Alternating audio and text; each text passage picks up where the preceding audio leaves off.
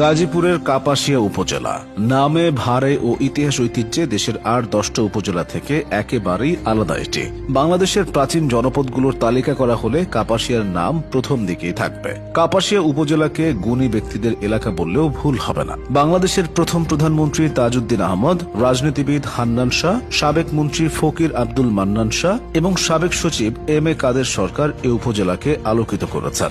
বিখ্যাত এই উপজেলার নামকরণ এবং ইতিহাস সম্পর্কে জেনে নেওয়া যাক। মুসলিম পূর্ব যুগ হতে সমগ্র মুসলিম শাসনামলে উত্তরে টোক ইউনিয়ন থেকে শুরু করে পূর্বে কিশোরগঞ্জ ও দক্ষিণে সোনারগাঁও পর্যন্ত এলাকা জুড়ে উৎপাদিত হতো জগৎ বিখ্যাত মসলিন কাপড়।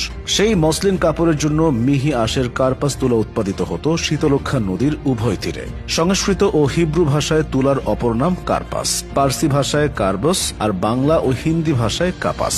কাপাসের গাছকে বলা হয় কাপাসি। এই কার্পাস শব্দ থেকেই কাপাসিয়ার নামকরণ করা হয়েছে বলে অধিকাংশ গবেষকগণ মনে করেন। ব্রিটিশ আমলে কাপাসিয়া থানা এতটাই বড় ছিল যে এই থানার অধীনে তখন সব মিলিয়ে 28টি ইউনিয়ন ছিল। 1924 সালে শাসন কার্যের সুবিধার্থে কাপাসিয়া থানাকে ভেঙে 3টি থানায় বিভক্ত করা হয়। তখন 28টি ইউনিয়নের মধ্যে প্রথম 10টি ইউনিয়ন নিয়ে গঠন করা হয় কাপাসিয়া থানা। পরের 10টি ইউনিয়ন নিয়ে সাজানো হয় কালীগঞ্জ থানা এবং সবশেষ 8টি ইউনিয়ন নিয়ে যাত্রা শুরু করে শ্রীপুর থানা।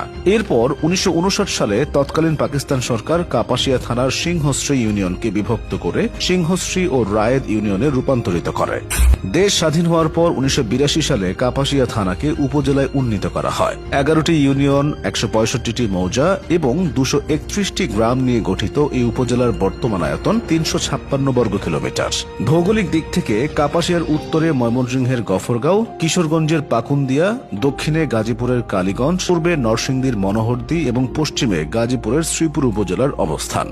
কথিত আছে রানী ভবানী ছিলেন বানিয়া রাজাদের শেষ বংশধর। তার দরদরিয়া দুর্গ ছিল এই কাপাসিয়া উপজেলার রায়েদ ইউনিয়নের দরদরিয়া গ্রামে বানার নদের পারে। 2 দশক আগেও সেখানে দুর্গের ভালোভাবে দৃশ্যমান ছিল। ক্রমান্বয়ে সেই দৃশ্যমান বিলীন হয়ে গেছে।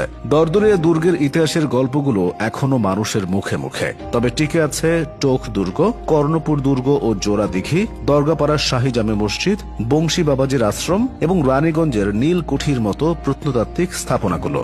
অতীতের মতো বর্তমানেও সমৃদ্ধ কাপাসিয়া। এখানে সাক্ষরতার হার প্রায় 57%। তারাগঞ্জ HN উচ্চ বিদ্যালয় and college, Kapasia degree college, টোক রণেন্দ্র উচ্চ বিদ্যালয়, টোক সূর্যবালা উচ্চ বালিকা বিদ্যালয় এবং বেগুনহাটি ফাজিল মাদ্রাসার মতো প্রাচীন এবং সুনামধন্য শিক্ষা প্রতিষ্ঠানগুলো জানান দিচ্ছে এখানকার শিক্ষিত জনপদ সম্পর্কে। শীতলক্ষ্যা এবং পুরাতন ব্রহ্মপুত্র নদী বেষ্টিত এই উপজেলার মানুষের আয়ের প্রধান উৎস কৃষি। কাপাসিয়ার প্রায় 65% মানুষই